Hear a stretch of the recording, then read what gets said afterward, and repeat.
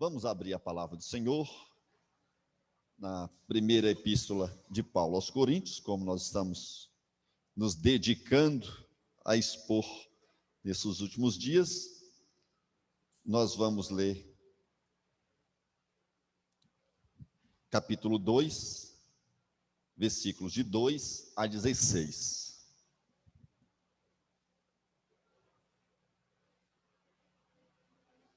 1 Coríntios 2 a 16. Vamos orar antes de proceder à leitura. Senhor amado, nesta hora, pedimos que o Senhor esteja falando aos nossos corações. Deus, tenha misericórdia de nós, fala e quebranta-nos, ó Deus. Transforma-nos nessa noite, molda-nos segundo o teu querer, Pai, em nome de Jesus. Pois bem, vamos lá. Capítulo 2, versículos de 6 a 16. Entretanto, expomos sabedoria entre os experimentados, não, porém, a sabedoria deste século, nem a dos poderosos desta época, que se reduzem a nada. Irmãos, em todo o capítulo 2, Paulo está argumentando junto aos coríntios que a unidade da igreja deveria ser uma consequência da pregação do evangelho aos corações dos crentes. Ou seja, Cristo é tudo que nos une, tudo. O evangelho é o que nos faz um só povo. Aqui neste ponto, Paulo está afirmando que a mente dos crentes deve ser completamente dominada por Cristo, de tal maneira que os nossos pensamentos sejam pensamentos de Deus. Sejam pensamentos de Deus. Esta é a ideia por trás de cada palavra de Paulo aqui. O pensamento da igreja deve ser o pensamento de Deus. Mas como é a mente humana? Nós podemos ter a mente de Cristo em nós? Ou seja, nós podemos pensar como Deus pensa? Irmãos, a humanidade chegou até o século 21 e, ao observar, ainda que de forma rápida, nós podemos ver que temos as mesmas limitações de sempre. A humanidade sempre foi muito hábil na arte de fabricar deuses em seus corações. Mesmo com o desenvolvimento tecnológico, irmãos, mesmo com o crescimento das ciências, a mente humana continua respondendo suas dúvidas com assertivas anti-Deus. Continua como sempre fez. O homem adiciona a ignorância e as incertezas de suas pesquisas. Ele adiciona a essa ignorância e essa incerteza a imprudência. Ele adiciona a arrogância. E as conclusões humanas são sempre ofensivas a Deus. Irmãos, Calvino, alguns séculos atrás, ele disse que não é necessário elaborar aqui um catálogo das superstições, em que o mundo se tem enredado. Pois esse catálogo, disse ele, nunca chegaria ao fim. Nunca chegaria ao fim. E ainda ele disse que nenhuma palavra se articulasse à luz de tantas corruptelas que se faz. que fica evidente quão horrível é a cegueira da mente humana. Ou seja, irmãos, a tendência natural da mente humana é ser contra Deus e não pensar como Deus pensa. O homem não pode pensar como Deus, simplesmente porque o homem não conhece a Deus. É impossível para o homem pensar como Deus, simplesmente porque nós não conhecemos a Deus. O conhecimento de Deus está envolvido, irmãos, nas corrupções de nosso coração. Portanto, não pode ser apreendido sem que o próprio Deus tenha a intenção de revelar. Ou seja, não podemos conhecer a Deus se Deus não se der a conhecer a nós. Não podemos. Assim, irmãos, Paulo está nos ensinando que o conhecimento de Deus é transmitido pela sabedoria que nos comunica as verdades que o Senhor tem para nós através da pregação. No verso 16, que diz assim, pois quem conheceu a mente do Senhor que o possa instruir? Nós, porém, o que diz aí? Confira, temos a mente de Cristo. Nós temos a mente de Cristo. Aqui, irmãos, nós podemos perceber que, ao falar de sabedoria, Paulo está falando do próprio Cristo que nos foi comunicado. Ou seja, pelo poder do Espírito de Deus, a mente de Cristo foi comunicada a nós. Como esta mente chegou até nós? Se nós não podemos conhecer a Deus, se nós não podemos enxergar a Deus, se nós não podemos ver a Deus, como a mente de Cristo se instalou a nós? Paulo, então, inicia essa perícope com uma espécie de contra-argumento. Olha o que ele disse no verso de número 4. A minha palavra e a minha pregação não consistiram em linguagem persuasiva de sabedoria. Olha o que ele afirmou nesse primeiro verso que nós lemos. Entretanto, expomos agora sabedoria entre os experimentados. Ele disse, eu não preguei a vós em linguagem de sabedoria, mas agora ele diz aqui, mas entre os mais espertos, entre os experimentados, entre os experientes, entre aqueles que gostam de pensar a sabedoria, expomos sabedoria. Agora ele afirma que os experimentados receberam a sabedoria, só que Paulo acrescenta algo, porém, a sabedoria deste século, nem a todos os poderosos desta época, que se reduzem a nada. Mas falamos o quê? Não a sabedoria desse século, mas a sabedoria de Deus. E a sabedoria de Deus em mistério. A sabedoria de Deus foi revelada através de Paulo em mistério. Na literatura paulina, irmãos, em toda a literatura paulina, a palavra mistério geralmente é empregada no plural, mistérios.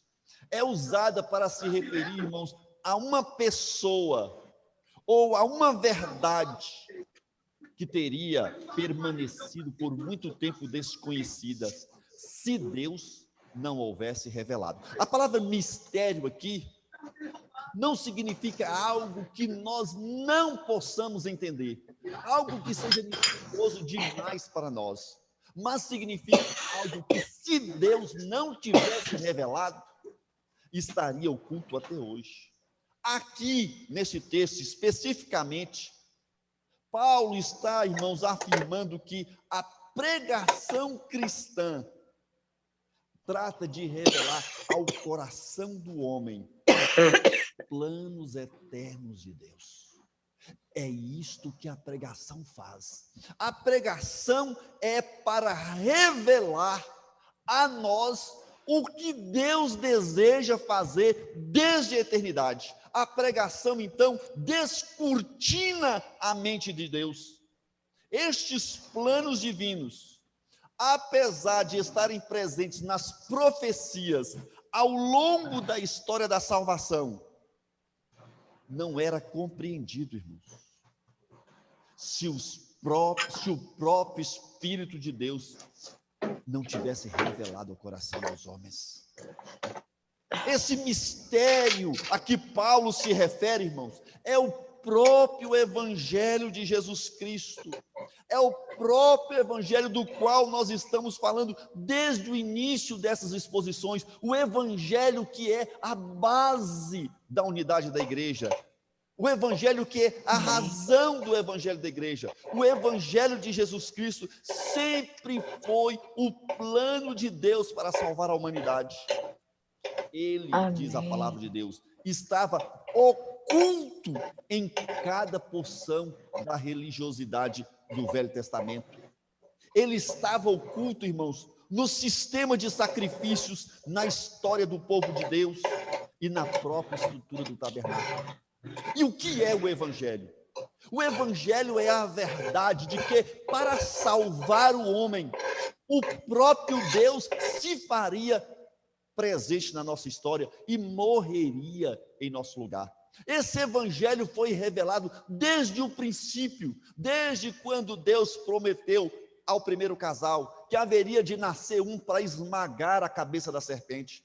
E esse Evangelho foi revelado nos sacrifícios, esse Evangelho foi revelado em cada profecia, em cada salmo que falava do Cristo. Esse Evangelho foi revelado nas páginas do Antigo Testamento, na história do povo de Deus. Mas esse Evangelho estava oculto para as mentes, irmãos.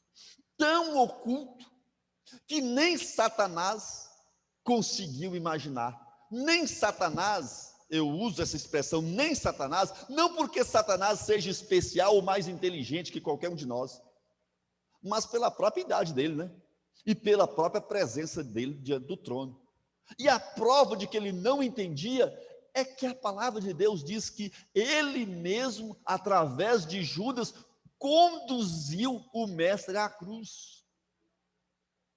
E a impressão que temos ao ler as páginas do Novo Testamento que registram a trajetória de Cristo até a cruz, é que Satanás dançava alegremente diante da morte de Jesus, espancando o mestre, zombando do mestre, cuspindo no mestre, colocando uma coroa de espinhos, querendo simbolizar que ele era o rei dos reis. Zombaria pura, irmãos. Ele não conseguiu entender que a morte de Cristo era uma morte necessária.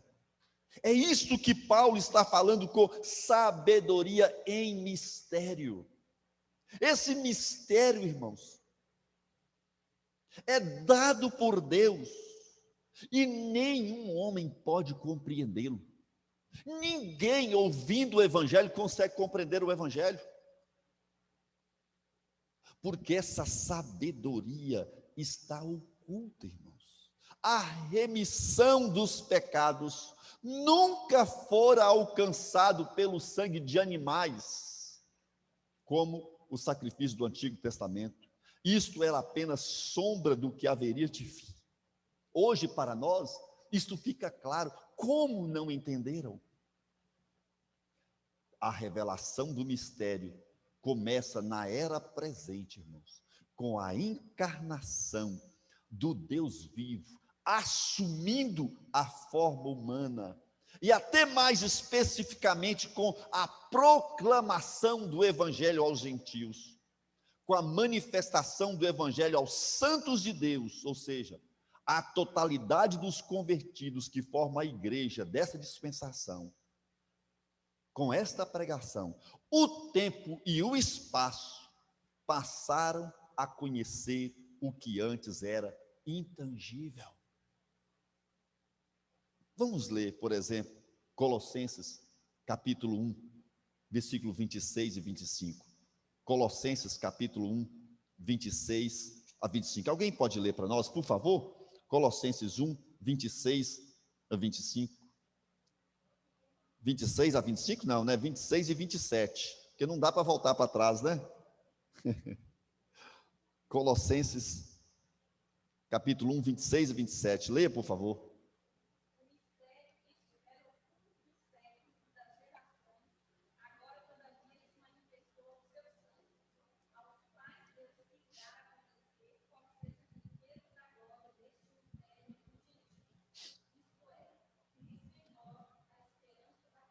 Percebe aqui? Aqui Paulo está deixando claro que é esse mistério, o mistério que estivera oculto dos séculos e das gerações. Esse mistério era o Cristo que estava tipificado em cada peça do tabernáculo.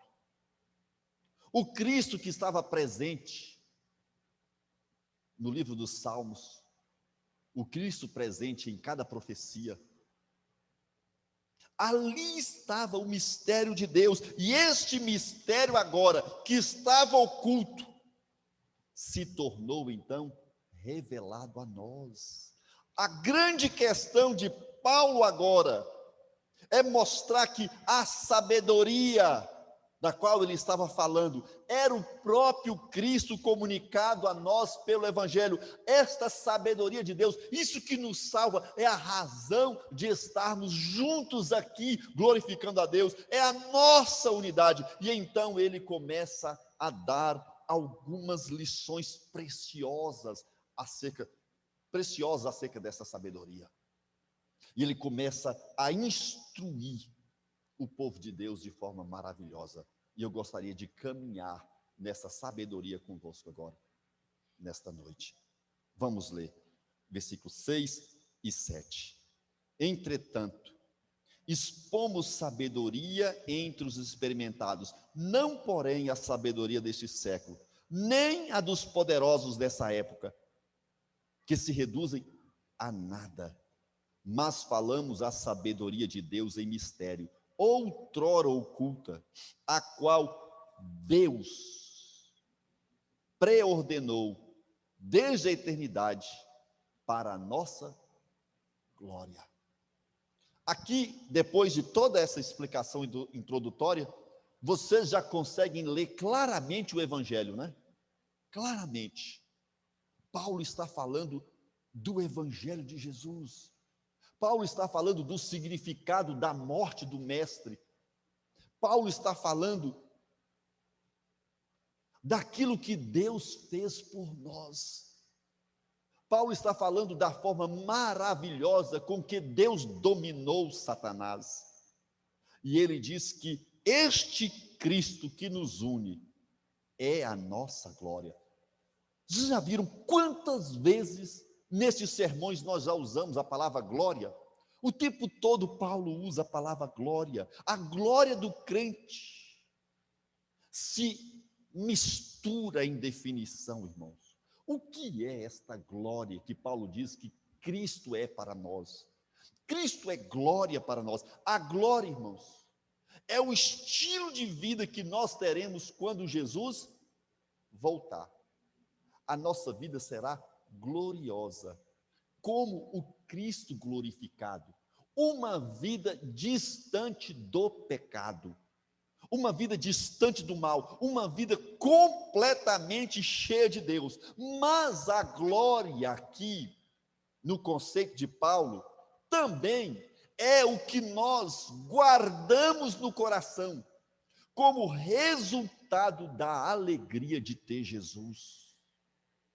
Enquanto todos nos criticam, enquanto todos zombam de nós, nos perseguem, quantos crentes são perseguidos, irmãos? São mortos, irmãos, tem registro de crentes, irmãos, jogados em contêineres, irmãos, cheio de óleo, com fogo embaixo, para serem mortos no óleo fervente, irmãos.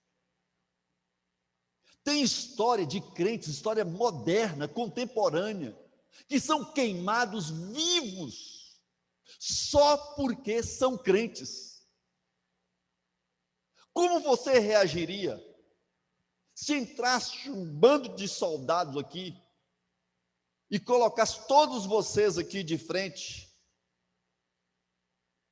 e desafiasse? Quem continuar confessando servir a Jesus vai morrer agora metralhado. Quem continuaria confessando a Jesus? Muitos crentes morreram assim, irmãos, na história da igreja. Irmãos, muitos crentes morreram queimados enquanto cultuavam a Deus. Trancavam as portas da igreja e queimavam a igreja, irmãos, com os crentes vivos lá dentro. A maioria morria sufocado antes do fogo chegar. Muita maldade já se fez com a igreja. Já jogaram os crentes, irmãos, para os leões. Já jogaram os crentes na fornalha do fogo. Lembra?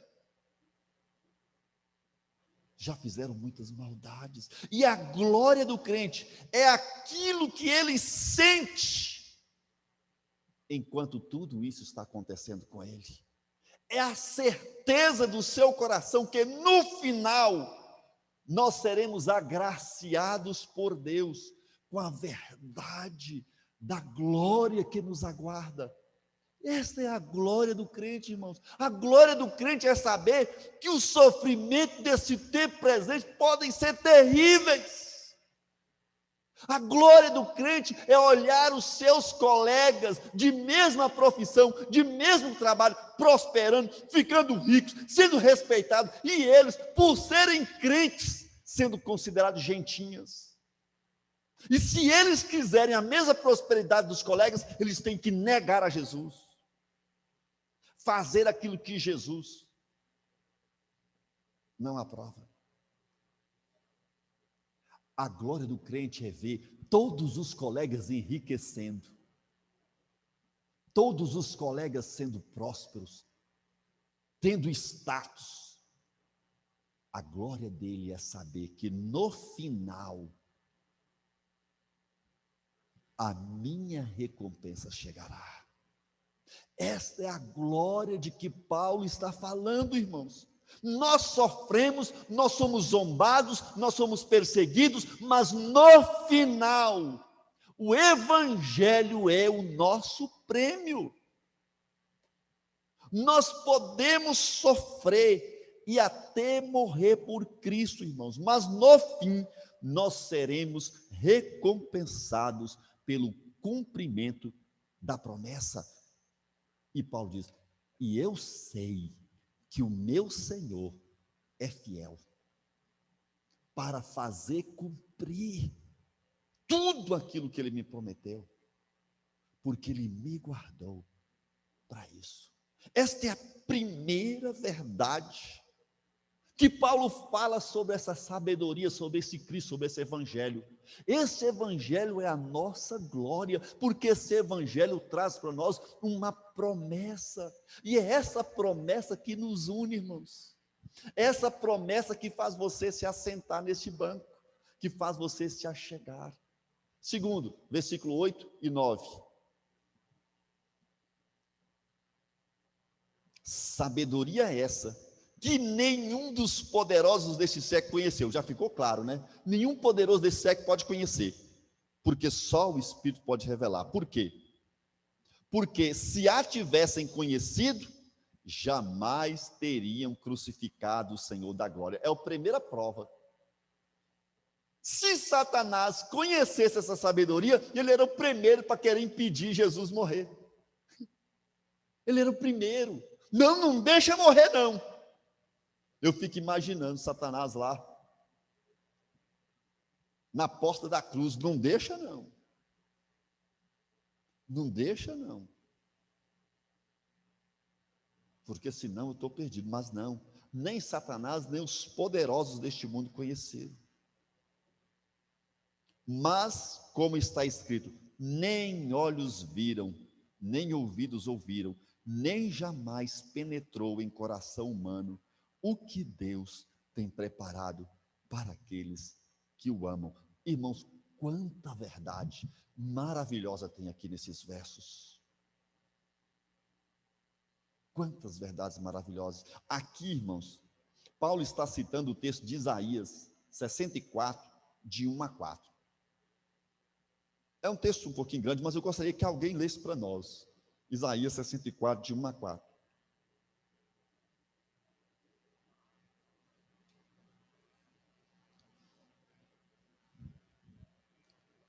Esse texto é muito interessante, esse texto é maravilhoso.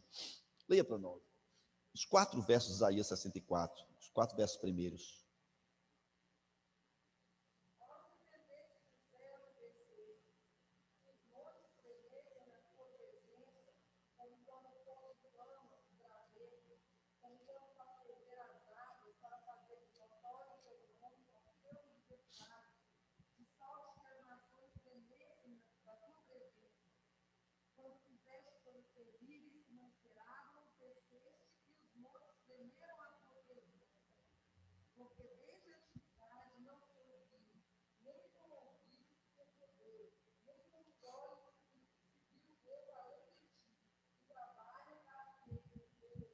Irmãos, esse texto está falando da incredulidade do povo de Deus e de como eles se tornaram como aqueles sobre quem Deus jamais havia dominado. Como aqueles que jamais haviam chamado pelo nome de Deus. Agora, o profeta desejava ver a mão de Deus agindo.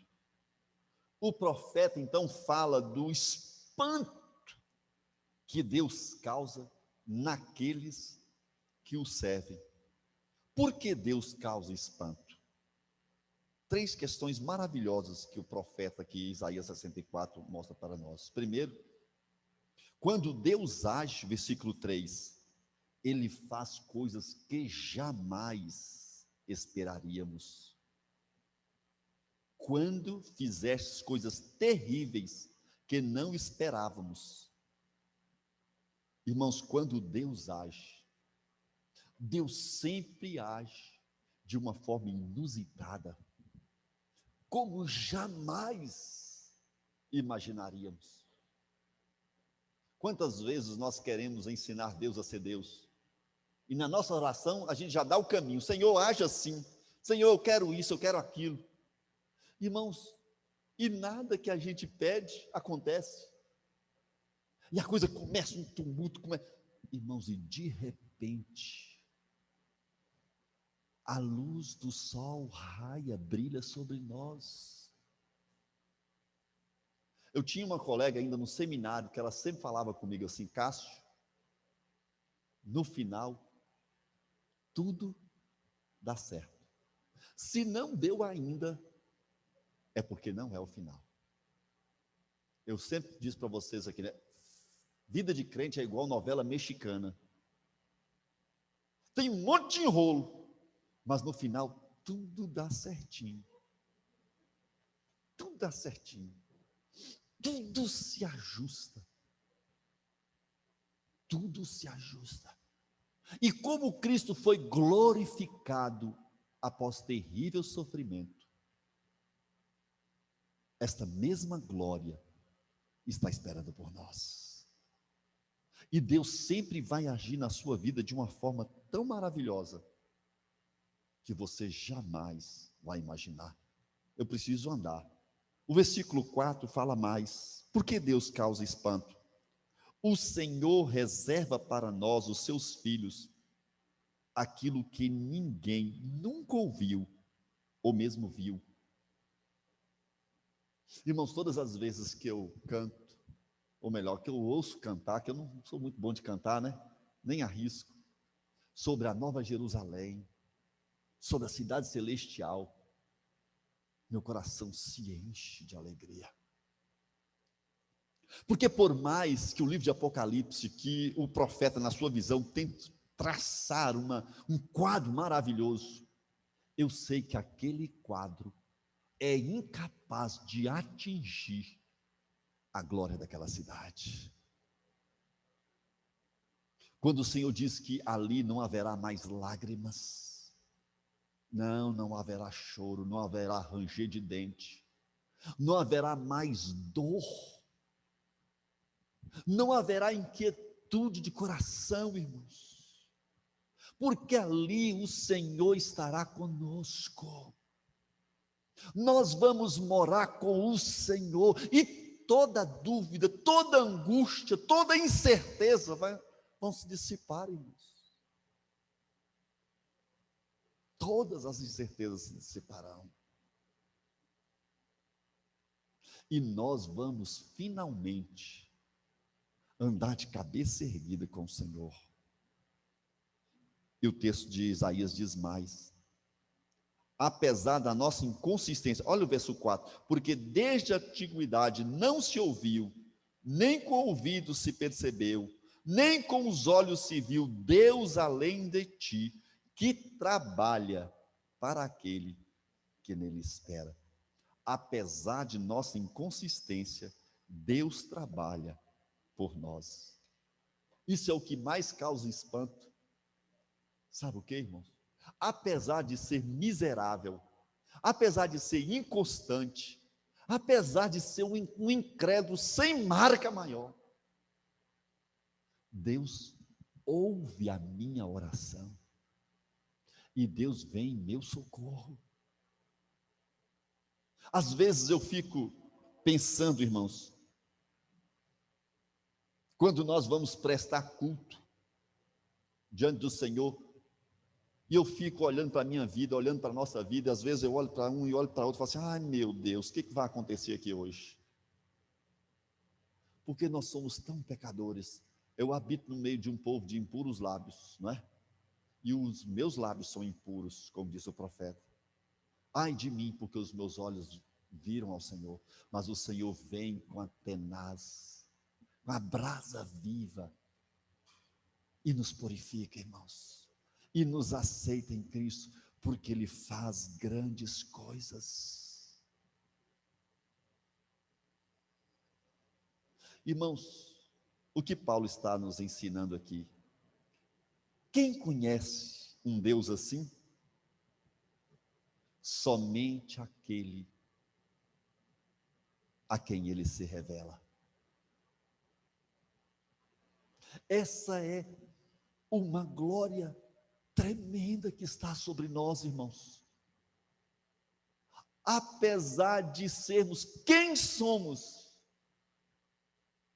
Deus olhou para nós. Deus nos colocou juntos. Deus nos fez ser servos dele. Que maravilha, irmãos, que maravilha. Que glória. A glória que nos une, a glória do Evangelho está em sabermos que quando Cristo voltar, nós seremos recompensados com a vida perto dele. Mas está também em saber que mesmo sendo nós quem somos, Deus trabalha por nós. Deus trabalha por você. Então, irmãos, nós podemos estar morrendo de medo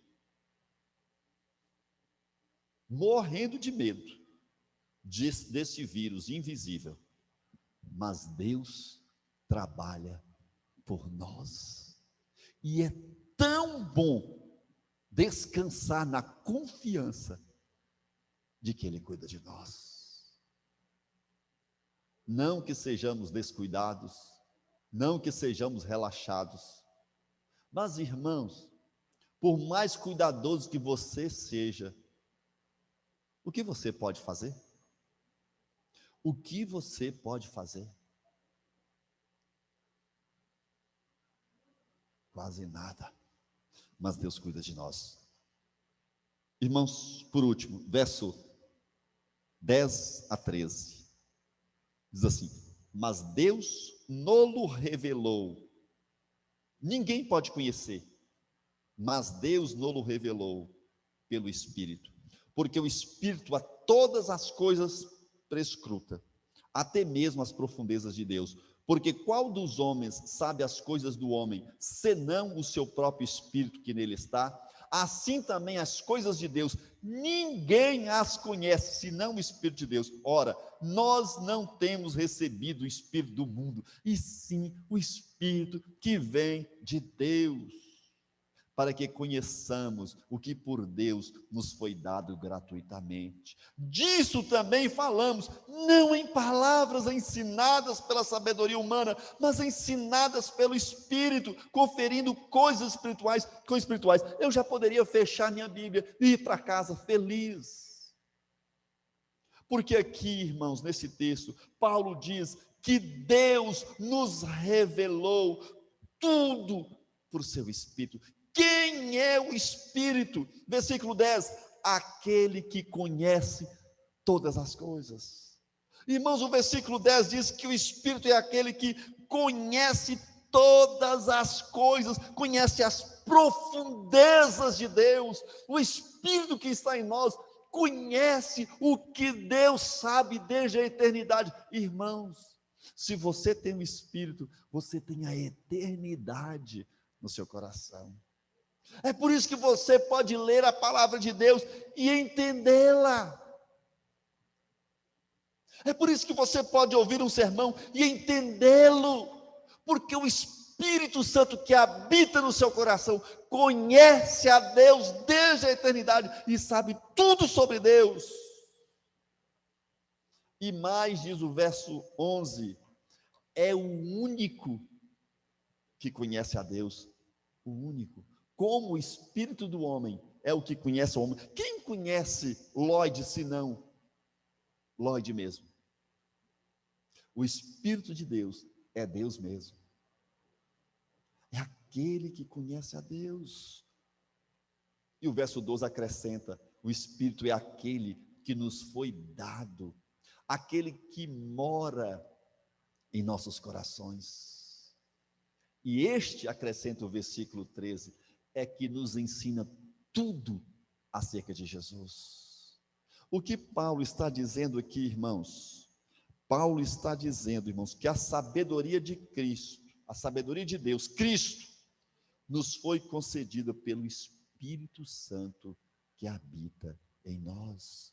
O crente, irmãos, entende a pregação, recebe Cristo através da obra do Espírito. Então Paulo faz a sua conclusão de uma forma maravilhosa. Eu gostaria que você anotasse isso no seu coração. Primeiro, olha o versículo de número 14. Diz que o homem natural não pode conhecer a sabedoria divina.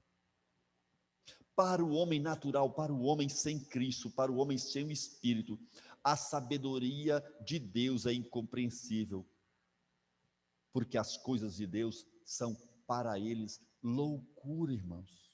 As coisas de Deus só podem ser discernidas espiritualmente.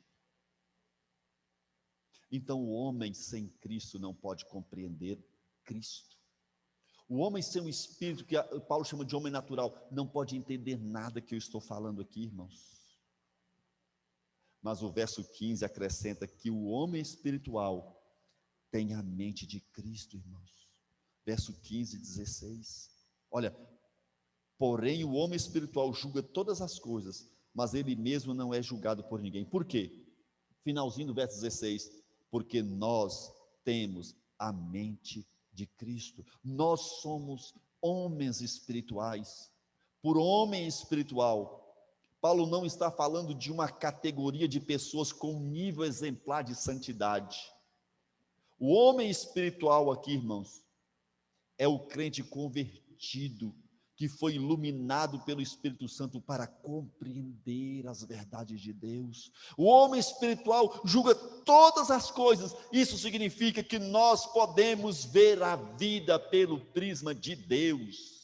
Quando entendemos o mistério de Deus, avaliamos todas as coisas segundo a sua vontade. Então, irmãos, você agora é convidado para olhar para este tempo e olhar para a pandemia e não vê-la pelo prisma da política de esquerda ou pelo prisma da política de direita, mas pelo prisma de Deus, pelo que Deus pensa. Não o porquê brasileiros pensam pelo que americanos pensam. Nós não temos nada a ver com Bolsonaro ou com esquerda e PT. Nós não temos nenhum compromisso com esses homens. Nós não temos compromisso com políticos, com países. Nós temos compromisso com Deus, com o que Deus pensa, com o que Deus é, com o que Ele revelou para nós. Ele é que tem que ser a base do nosso coração.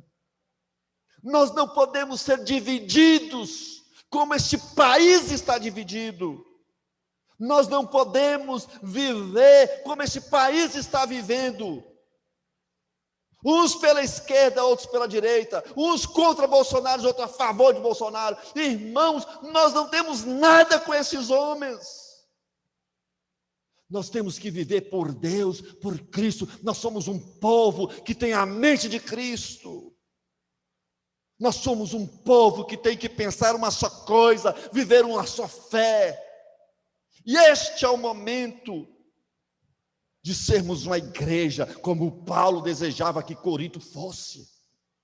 Um povo unido, não por suas posições políticas, não por sua intelectualidade barata e pobre, não por sua sabedoria mundana e do inferno, mas por aquilo que tem aprendido do Espírito. Hoje, irmãos, para nos orientar, mais vale o crente que vive de joelho no chão, que o crente que vive debruçado na academia. Porque precisamos de homens e mulheres que têm a mente de Cristo. E faz com que toda a academia, todo o seu pensamento científico, seja fruto da mente de Deus, que está em seu coração, do Espírito do Senhor que está no seu coração. Isso implica, irmãos, que estamos prontos para perceber o que não é vontade de Deus e prontos para entender e fazer a vontade de Deus. Neste tempo presente, irmãos, nesse tempo de dificuldade, precisamos mais que nunca viver no reino de Deus. E ninguém vai ser capaz de entender o nosso estilo de vida. Só nós. Só nós poderemos entender as razões por que nós tomamos decisões. Só nós. Porque nós não somos levados por ventos de doutrina, por ventos de ideologias, por ventos de ciências. Nós somos levados pela mente de Deus que há em nós. Irmãos, essa é uma verdade que está aqui na palavra. Você tem a mente de Deus, a mente de Cristo, irmãos, é a possibilidade de nossa unidade, de nos fazer andar num só pensamento. O Espírito Santo está por trás da pregação, sustentando as verdades que nela é transmitida. Ele fomenta a unidade da igreja, sendo a mente que está por trás de cada pensamento e decisão. Em Cristo não temos outro caminho, senão a unidade. Principalmente neste tempo tão dividido que nós vivemos. Como igreja, podemos não estar divididos, mas nos dividiremos se andarmos na mesma divisão que esse país anda, se andarmos na mesma divisão que este mundo anda.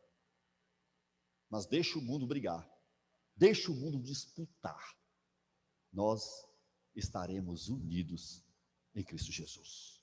Então, nesse tempo difícil, nesse tempo de pandemia, nesse tempo de medo, de pavor, nesta noite, a palavra de Deus te convida. Vamos nos unir num só propósito, de andar confiantes na glória que nós temos. Podemos morrer de Covid, podemos ser ceifados pela perseguição, Coisas terríveis podem acontecer conosco, mas nós estaremos unidos em Cristo Jesus. E isso não é um convite, não é um convite para você enfrentar este vírus de peito aberto, mas é um convite para você enfrentar as mazelas e a dor do outro, estendendo a mão e apoiando como Cristo apoiaria. Este é o momento de você assumir a necessidade de andar com essa bendita máscara. Este é o momento de você entender a necessidade de, mesmo que precisar ficar trancafiado, ficar por amor àqueles que perecem, àqueles que precisam. Este é o momento de agirmos não como fulano ou ciclano querem, mas como a necessidade aponta. Nós não respondemos a políticos, nós não respondemos à ideologia, mas nós respondemos à verdade de Deus, à necessidade que o Senhor aponta para nós. Eu espero que vocês tenham entendido a palavra de Deus e aquilo que eu quero para cada um de nós. Nós não podemos ter medo dessa doença, mas nós não podemos desconsiderar a gravidade em que o mundo está vivendo. Mas precisamos olhar com a mente de Deus, para não sermos enganados por grupos, para não sermos ludibriados por grupo algum, porque nós não respondemos a homens, mas respondemos a Deus, a sua palavra e a mente que está em nós. Sejamos, portanto, um grupo só em Cristo Jesus, unidos por meio da palavra de Deus.